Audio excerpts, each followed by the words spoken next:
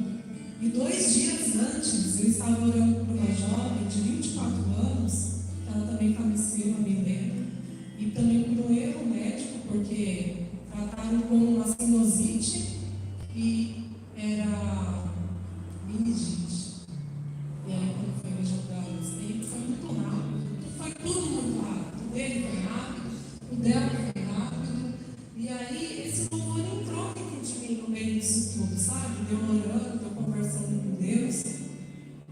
E eu creio que ali foi uma forma que Deus foi falando e ministrando no meu coração. E eu falei assim, meu Deus, eu cantar esse louvor dentro da igreja é forte, eu choro, mas é uma realidade. Eu cantar esse louvor e eu trabalhar dentro da minha casa, eu choro de emoção porque ele é forte, mas é uma realidade.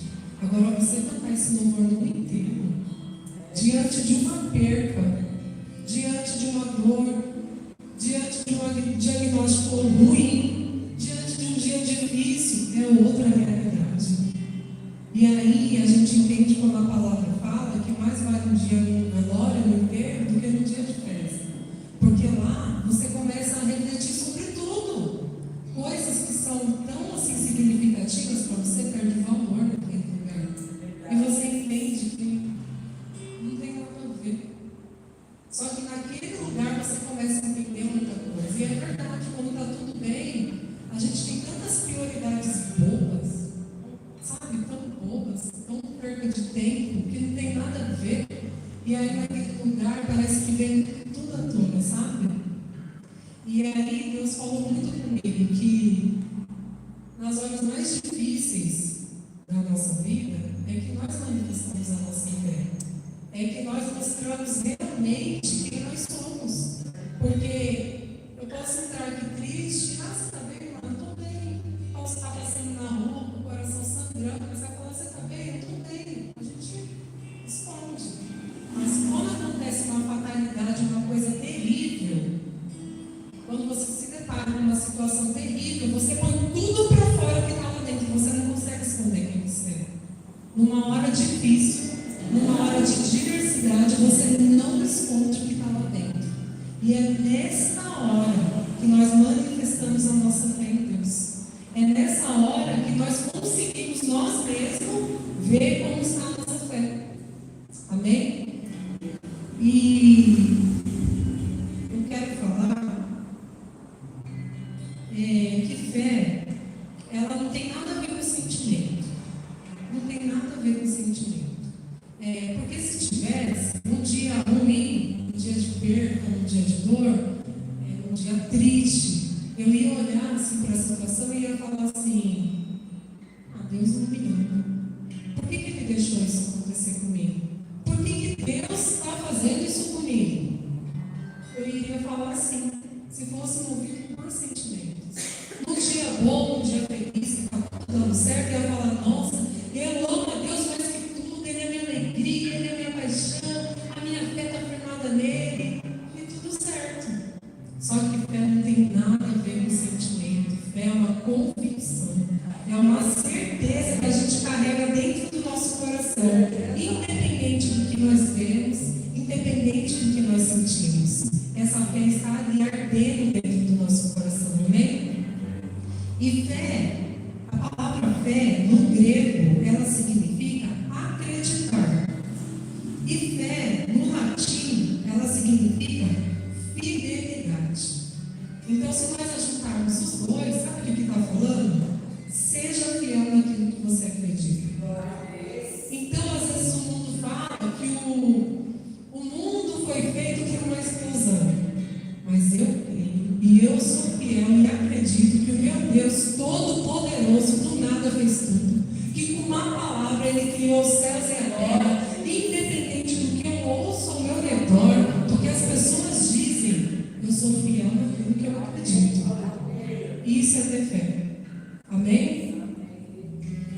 E Deus falou muito comigo para me lançar essa pergunta sobre a igreja.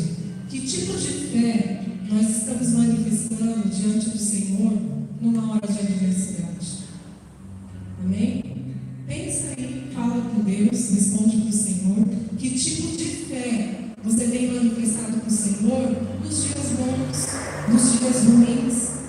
Uma fé fraca, uma fé vacilante, uma fé forte, uma fé constante? Qual é o tipo de fé que você tem manifestado diante do Senhor na sua caminhada? Amém? Responda para o Senhor. Em Tiago 2:17, 18, fala assim, e eu vou ler aqui porque eu anotei na Bíblia da linguagem de hoje, porque a minha é NVI, e na linguagem de hoje está assim, bem esmiuçado, que dá para entender claramente. Então eu quero ler aqui. Tiago 2,17. 18. Está falando assim: portanto, a fé é assim, se não vier acompanhada de ações, é coisa morta. Mas alguém pode dizer: você tem fé e eu tenho ações. E eu respondo: então me mostre como é possível ter fé sem que ela seja acompanhada de ações. E eu vou lhe mostrar que a minha fé é por meio das minhas ações. E no 26 está falando assim: portanto, assim como o corpo sem o espírito está morto, também a fé sem ações está morta. Nós precisamos manifestar sim a nossa fé através das nossas ações, porque tem horas que só palavras não vai ser suficiente. E eu vou dar um exemplo aqui. No final do ano, chega o ano novo. Aí chega o ano novo, o que todo mundo geralmente faz? Começa a colocar metas, né?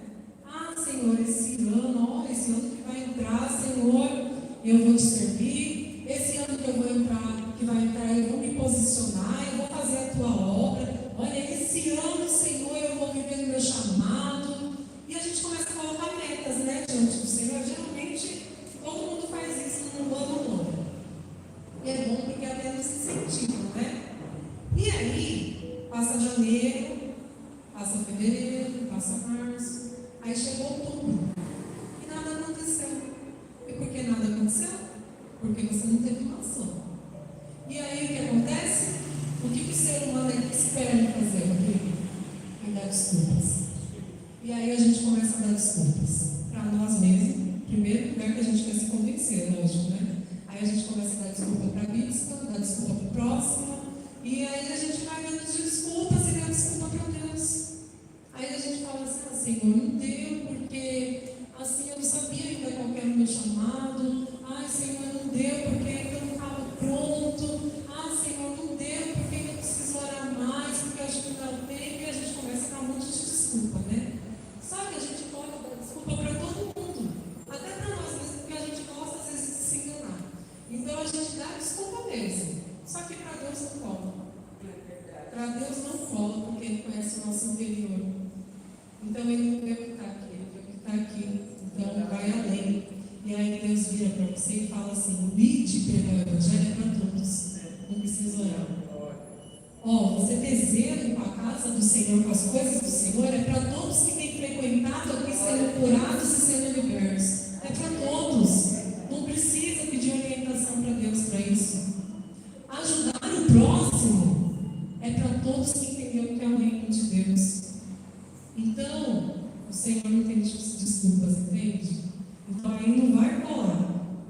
E aí nós entendemos que nós precisamos ter uma ação para demonstrar a nossa fé, sim. Nós precisamos, porque tem horas que palavras só não vai ser suficiente. Dá para entender? Eu tenho já por algum tempo orado pela minha filha. A minha filha ela vai para a igreja todo domingo. Só que isso não é suficiente.